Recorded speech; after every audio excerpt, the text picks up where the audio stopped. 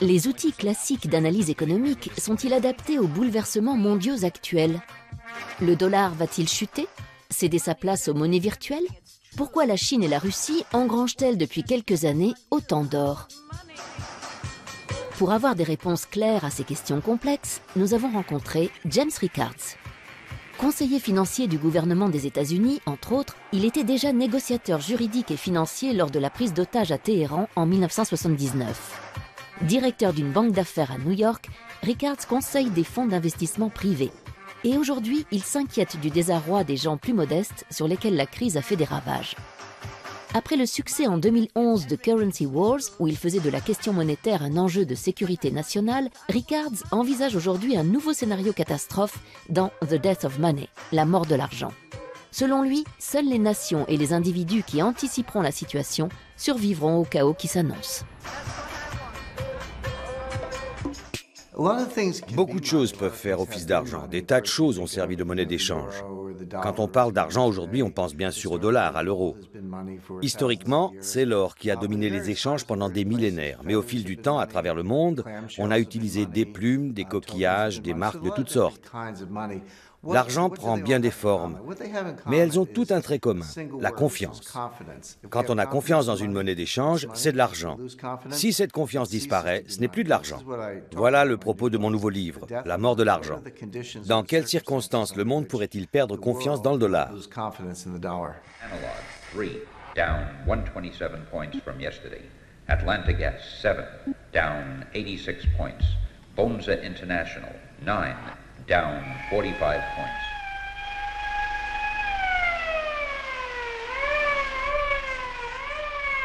Jesus, look at that. Well, what is it? What's happening? What is it? A suicide epidemic? A war? No, the crash. The market is collapsing. En 2009, j'ai conçu et planifié le premier jeu de guerre financier. Ce projet a été financé par le ministère de la Défense américain, par le Pentagone, et réalisé dans un laboratoire militaire ultra secret près de Washington. J'ai engagé quelques spécialistes et nous avons échafaudé des plans en se disant « on va leur en donner pour leur argent ». C'était un jeu de guerre financier. On ne pouvait pas utiliser des armes conventionnelles, pas de bombes, pas de navires, ni de sous-marins. Nos seules armes étaient des actions, des obligations, des produits dérivés, des monnaies et des matières premières.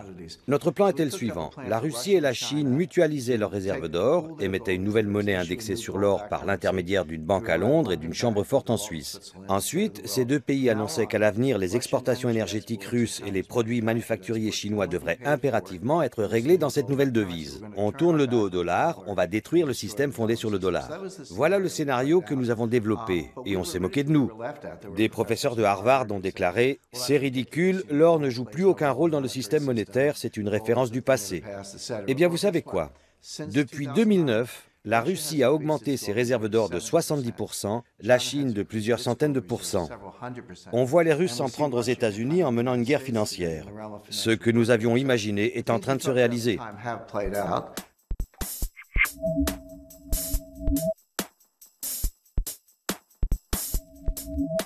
La parole est d'argent, alors parlons-en. Pecunia, le mot latin qui désigne l'argent, vient de pecus qui signifie bétail. Pour les Romains, une vache était en effet l'investissement idéal, car échangeable contre du pain, du blé, des vêtements, etc. Mais le principe du troc montre rapidement ses limites. En 500 avant Jésus-Christ, l'empereur Crésus fait frapper la première pièce d'or, d'où l'expression « être riche comme Crésus ». La monnaie papier est créée 1500 ans plus tard, en Chine, sous forme d'une attestation de dépôt. C'est le premier pas vers la virtualisation de l'argent. Le paiement sans espèces apparaît au XIIIe siècle à Florence. Les riches commerçants signent des ordres de virement d'un compte à l'autre. Les premières cartes de crédit sont utilisées aux États-Unis dès la fin du XIXe siècle. Et l'année 2009 voit l'apparition du Bitcoin, la première monnaie 100% virtuelle. Elle n'est émise par aucune banque nationale et les transactions sont gérées selon un système aléatoire par un réseau d'ordinateurs.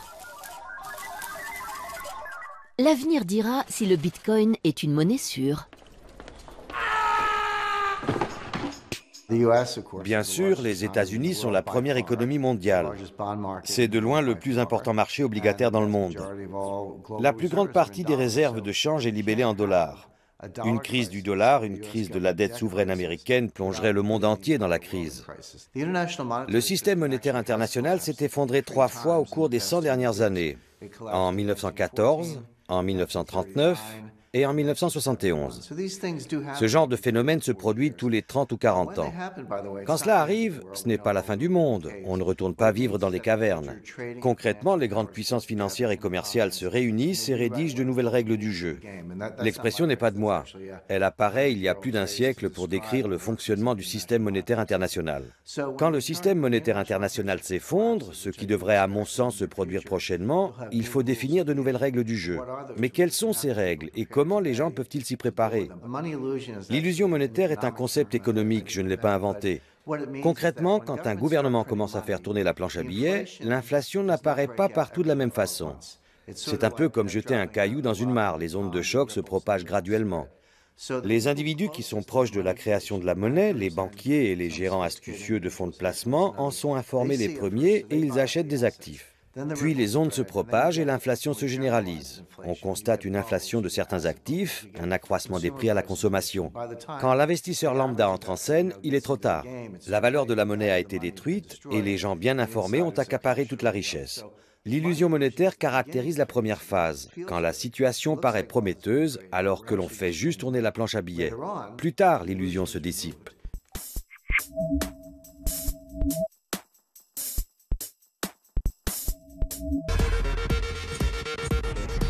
C'est la plus célèbre devise au monde sur laquelle est inscrite aussi la plus fameuse « In God we trust », même s'il y a longtemps que les mécréants lui font davantage confiance qu'à Dieu. L'heure est grave, de plus en plus contestée, le dollar est même menacé de disparition. Il pourrait être remplacé par la monnaie virtuelle et autres moyens de paiement numériques. Pourtant, s'il quittait la scène, quel drame pour le rêve américain auquel il est intimement lié. Rien ne pourrait l'effacer de notre imaginaire où il occupe une place de choix. Le dollar est lié à la naissance de la nation américaine. Il a été créé pour financer la guerre d'indépendance. Il est synonyme de conquête et de pouvoir. C'est un trophée. L'Américain est dévoré par l'ardente ambition de faire fortune. C'est l'unique passion de sa vie. Chacun ici désire devenir riche et s'élever dans la société. Personne n'estime impossible d'y parvenir, écrivait Tocqueville en 1840. Même si les immigrants qui rêvaient d'une Amérique aux rues pavées d'or ont vite déchanté. Bretton Woods l'a encore magnifié en faisant l'unique monnaie des échanges internationaux à la fin de la Seconde Guerre mondiale. Symboliquement, depuis, posséder des dollars, c'est pouvoir se payer n'importe quoi, partout dans le monde. En littérature, même Jack London, l'homme des grands espaces, lui consacra une nouvelle pour 100 $ de plus. Quant au cinéma, il a joué un rôle capital dans la construction du mythe.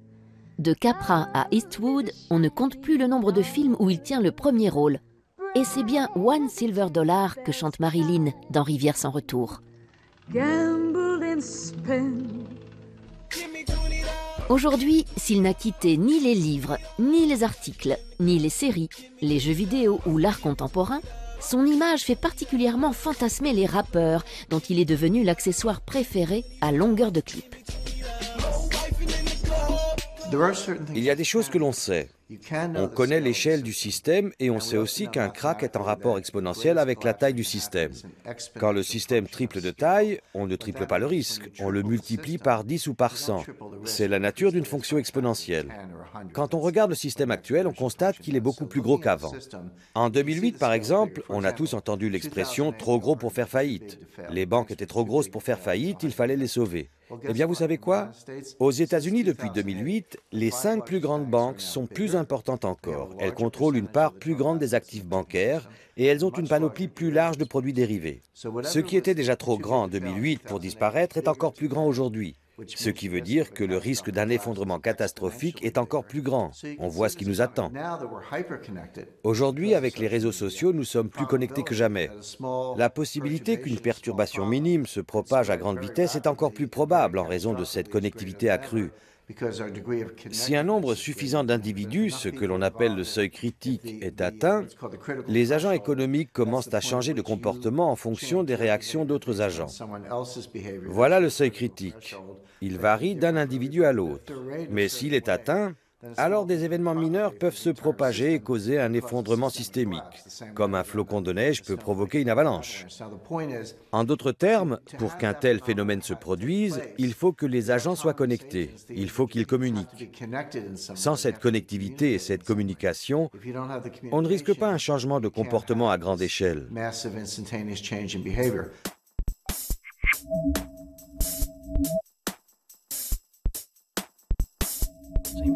Qu'est-ce qu'un trader? Un opérateur de marché qui vend et achète des actions boursières de façon désormais totalement numérique. Depuis quelques années, il est devenu un personnage sulfureux et romanesque, comme un bandit ou un justicier.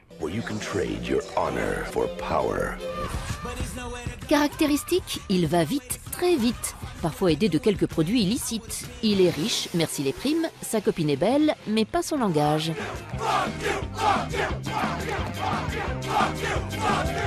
Selon le psychologue Robert Hare, 10% des traders peuvent être qualifiés de psychopathes, pourcentage 10 fois plus élevé que dans l'ensemble de la population.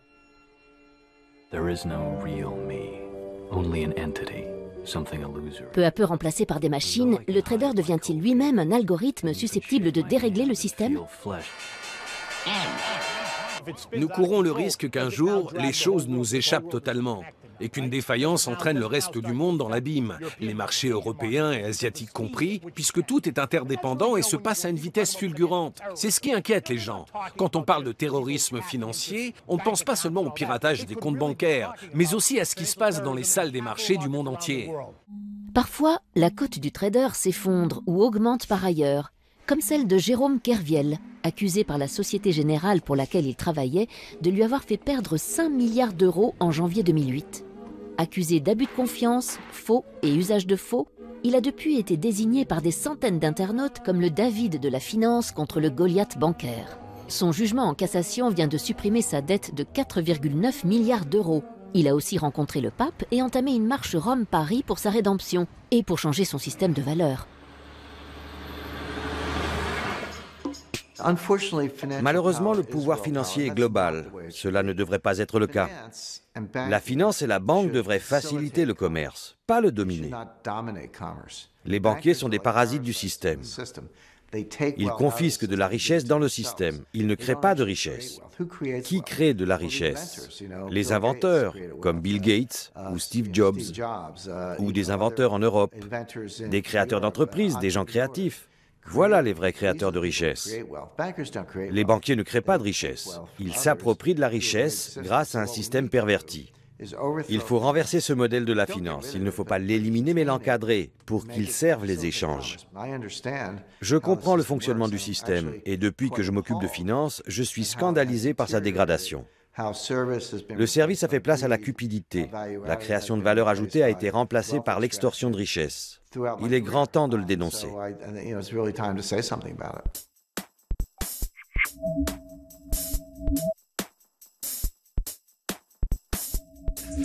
Qui se souvient du Bancor, un nom poétique pour une monnaie qui n'a jamais vu le jour? Imaginé par le grand économiste britannique John Maynard Keynes, le Bancor se voulait le nouvel étalon monétaire international émis par un organisme indépendant. Mais les États-Unis ne l'entendaient pas de cette oreille en 1944. Pourtant, l'esprit de neutralité du Bancor pourrait bien avoir inspiré les créateurs de l'euro, utilisé dès 1999 pour les transactions. On retrouve au fondement de la monnaie européenne la même ambition de créer une devise supranationale. Aujourd'hui, les monnaies virtuelles ont le vent en poupe. Elles ont investi les jeux vidéo principalement en ligne. Sur Second Life, Entropia Universe ou World of Warcraft, accomplir une mission ou dérober un butin peut rapporter des Linden Dollars, des Project Entropia Dollars, des Adena ou autres PO. Certaines plateformes proposent même de convertir les gains amassés en vraies devises ou, plus pragmatiquement, de les utiliser pour régler son abonnement. A l'inverse, pas de problème pour renflouer son porte-monnaie virtuel. Il suffit de se munir d'une carte bancaire, bien réelle cette fois. On n'oublie pas le Bitcoin, la monnaie virtuelle de la vraie vie. Créé en 2009, le Bitcoin est une devise électronique cryptée qui permet notamment d'effectuer des transactions en ligne sans passer par une banque. Le revers du Bitcoin, son cours très volatile qui fait des montagnes russes. Et sa sécurité. Ainsi, 650 000 bitcoins, soit près de 300 millions d'euros, se seraient volatilisés suite au dépôt de bilan de la plateforme d'échange de bitcoins Mt. Gox ces dernières semaines. Enfin, pour ceux qui ont prévu de voyager prochainement sur Mars, PayPal vient de lancer PayPal Galactic, un système de monnaie universelle qui permettra de faire ses courses dans l'espace. On parle beaucoup du Bitcoin en ce moment, cette monnaie virtuelle ou numérique. Mais le dollar est une monnaie numérique, l'euro aussi. On a peut-être quelques billets dans notre portefeuille, mais la très grande majorité des transactions est numérique. Le seul instrument financier qui n'est pas numérique, c'est l'or. Le Bitcoin est sans doute une forme de devise. Je ne nie pas qu'il intervient dans des transactions, qu'il est thésaurisé. C'est une unité de compte de la richesse, donc il satisfait aux critères d'une devise. Mais faut-il craindre une rupture de la confiance? Le problème avec le Bitcoin, c'est qu'il n'a pas encore parcouru un cycle. Nous ne savons pas vraiment comment il pourrait se comporter. Il y a des tas de gens qui perdent de l'argent, il y a des escroqueries, des bitcoins qui disparaissent. La sécurité du système est sujette à caution. Les gens qui plébiscitent le Bitcoin sont soit des technophiles, des fanats d'informatique style Silicon Valley, ou des libertaires, des anarchistes, qui détestent les gouvernements et qui se disent « Voilà une monnaie qui échappe au contrôle d'État, ça me plaît ». Je leur réponds « Ne soyez pas naïfs. Le gouvernement voit tout. On sait depuis l'affaire Snowden que rien n'échappe au pouvoir en place. Le gouvernement suit sans doute attentivement ce phénomène. Il est possible que le Bitcoin en tant que devise disparaisse, mais que la technologie qu'il a engendrée survive à travers certaines applications. Il y a une dimension financière et une dimension technologique dans les paiements par mobile. Il y a des milliards de gens dans le monde qui possèdent un téléphone mobile. Ils n'ont pas de ligne filaire, ils n'ont pas de compte en banque, mais ils ont un téléphone mobile. Quand on peut utiliser son téléphone pour effectuer des règlements en ligne, par le biais d'une carte de crédit, même si vous n'avez qu'un compte en banque à peu de frais, même si vous n'avez pas de compte titre, vous avez votre mobile, un peu d'argent sur votre compte, vous pouvez faire des paiements. Je peux vous transférer de l'argent, vous pouvez m'en envoyer. L'industrie des règlements par téléphone mobile se développe très rapidement. Elle est en train de bouleverser la finance. Toute cette connectivité est formidable, mais il faut comprendre que plus nous sommes connectés, plus le système prend de l'importance et plus on accroît le risque d'un effondrement catastrophique. C'est le revers de l'économie en réseau.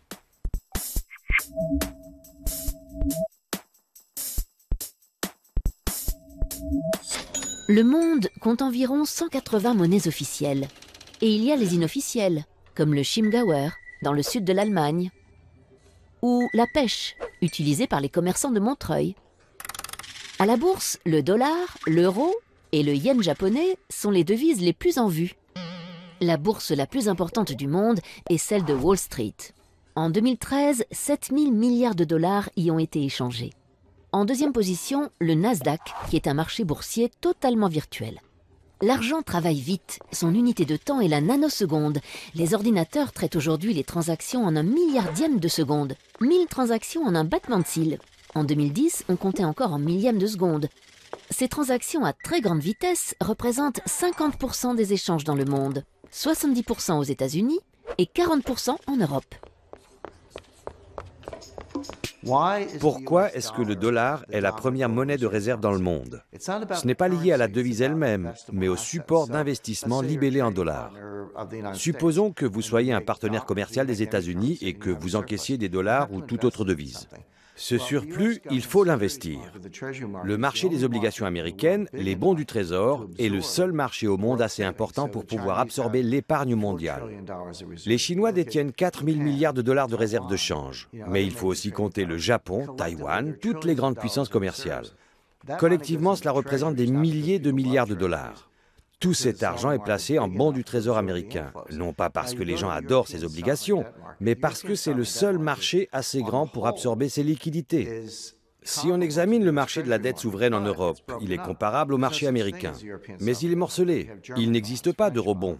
Il y a des obligations d'État allemandes, françaises, italiennes, hollandaises. Si on avait un marché unique, s'il existait des eurobonds, garantis par le crédit de la zone euro, ce marché serait plus important que celui des bons du Trésor américain. Dans quelques années, pas tout de suite, dans 2 ou 3 ans, ce marché européen existera et l'euro remplacera le dollar comme monnaie de réserve, si le système ne s'effondre pas d'ici là. Dans un monde qui ne subit pas d'effondrement, vous verrez une appréciation de l'euro. Dans un monde qui s'effondre, aucune monnaie ne sera épargnée, pas même l'euro. You're pathetic, trying to be like us. We're not trying to be like you, you idiot. We're much stronger than you are anyway. Our currency's the best. No, we are. No one's want to trade with you anyway. You want to bet, huh? Yes, I want to bet. You want to take that? Yes, I want to bet. You don't be quiet and go back to sleep or there will be no pocket money. No bailout and no loans. Sorry, Daddy. En matière de sagesse économique, j'apprécie par-dessus tout Angela Merkel. C'est la seule dirigeante qui comprend l'économie parce qu'elle n'est pas économiste. C'est une scientifique. Comme je l'ai expliqué, il faut aborder l'économie avec des outils scientifiques, pas de la pseudoscience. Le keynésianisme, la théorie de l'équilibre général, la valeur à risque, tous les modèles et les techniques qui sont utilisés dans la finance et la gestion du risque sont de la pseudoscience. Ils ne correspondent pas à la réalité. La théorie des systèmes complexes, la théorie des réseaux, l'analyse de la distribution du pouvoir sont des modèles qui reflètent la réalité. Angela Merkel est une scientifique, elle comprend ces phénomènes.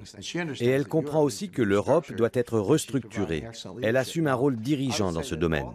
En fait, toutes les grandes régions économiques, l'eurozone, les États-Unis, le Japon et la Chine doivent être restructurées.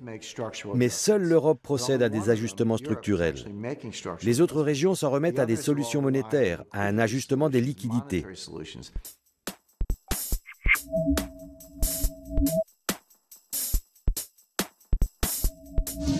Avec 1400 milliards de dollars, la Chine est le premier détenteur étranger de la dette américaine. Or, il existe une blague connue parmi les banquiers. Si tu dois 1 million à quelqu'un, tu as un problème. Si tu lui dois 1 milliard, c'est lui qui a un problème. La Chine et les États-Unis, c'est un peu comme une entreprise qui voit son plus gros client s'enfoncer dans l'insolvabilité. Faut-il lui prêter toujours plus en espérant qu'il va se refaire une santé, ou bien accepter sa perte et passer à autre chose? Autre problème, le client paye avec du papier qu'il imprime à volonté. Si la Chine s'affranchit brutalement du dollar, c'est l'effondrement du billet vert. Si elle le garde, c'est l'effritement de ses réserves de change. Sa tactique, c'est donc de s'en débarrasser en douce. Une désaméricanisation progressive. C'est au moment de la crise du shutdown, en octobre dernier, que la Chine a mis en garde les USA en leur signifiant qu'elle allait réduire au maximum son exposition au dollar américain. Malgré les risques géopolitiques que cela comporte, la Chine a revendu en décembre 2013 pour presque 50 milliards de bons du Trésor américain. L'acheteur devient ainsi vendeur massif. En parallèle, la Chine mise sur l'or, car plus le dollar s'affaiblit, plus le cours de l'or monte, tant et si bien que la Chine est devenue en moins de 3 ans le premier consommateur mondial d'or devant l'Inde. La somme des réserves d'or de la République populaire de Chine a atteint une valeur record de 3 820 milliards de dollars. Pour éviter la crise diplomatique, le président du Fonds souverain chinois a simplement déclaré « Avec la future reprise de l'économie américaine, l'attrait de la dette américaine s'affaiblit. À long terme, ce n'est plus un bon investissement. » Reprise de l'économie américaine, oui ou non? Dans tous les cas, l'empire du milieu semble préparer l'après-dollar. En fait, les Chinois sont les plus grands fans du dollar. Nous leur devons tellement de dollars qu'ils veulent un dollar fort. Mais si nous dévaluons le dollar, que va-t-il arriver au cours de l'or? Il va monter. Les Chinois ont une couverture pour ce risque. Si le dollar perd de la valeur, ils gagneront de l'argent sur l'or. La Chine achète de l'or pour couvrir son exposition au dollar. J'engage les investisseurs à les imiter. Si c'est bon pour les Chinois, c'est bon pour tout le monde. Aux États-Unis, quand on parle des vieilles fortunes, on pense à des fortunes accumulées depuis un siècle ou un peu plus, comme celles des Rockefeller ou des Kennedy. Mais en Europe, les vieilles fortunes remontent à 4 ou 5 siècles. J'étais à Rome, il y a peu, devant le Palazzo Colonna. Les Colonna sont riches depuis le XIIIe siècle. La fortune de cette famille remonte à 800 ans. Ça, c'est une vieille fortune. Quand on discute avec ces milliardaires européens qui gèrent cette fortune dynastique et qu'on leur demande « Vous avez su protéger votre fortune non seulement de la dépression des années 30, mais de la guerre de 30 ans, des guerres de Louis XIV, des guerres napoléoniennes, de la guerre d'Espagne. Comment avez-vous survécu à tous ces cataclysmes ?» Ils vous répondent « La règle est 3 tiers. 1 tiers en or, 1 tiers en œuvres d'art, 1 tiers en propriété foncière. » Prenons l'exemple de Warren Buffett. Warren Buffett a toujours dit du mal de l'or. Mais qu'a-t-il fait? Il y a quelques années, il a acheté les chemins de fer Burlington Northern Santa Fe. Il a acheté tout le réseau, il l'a privatisé. Il n'est plus coté en bourse.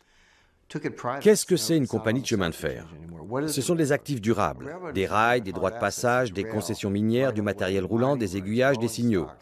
Une compagnie de chemin de fer, c'est un gros paquet d'actifs durables. Comment est-ce qu'une compagnie de chemin de fer gagne de l'argent? en transportant des biens durables, du maïs, du blé, du charbon, de l'acier, du pétrole. Une compagnie de chemin de fer, ce sont des actifs durables qui transportent des biens durables. Quand Warren Buffett fait cela, les gens disent « Warren Buffett aime bien les actions des entreprises de transport ». Pas du tout. Il investit ses dollars dans des actifs durables. N'écoutez pas ce qu'ils disent, observez ce qu'ils font. Where is here? Sorry, I can only look for businesses. Si Apple était un État, préféreriez-vous vivre en Chine ou en Apple?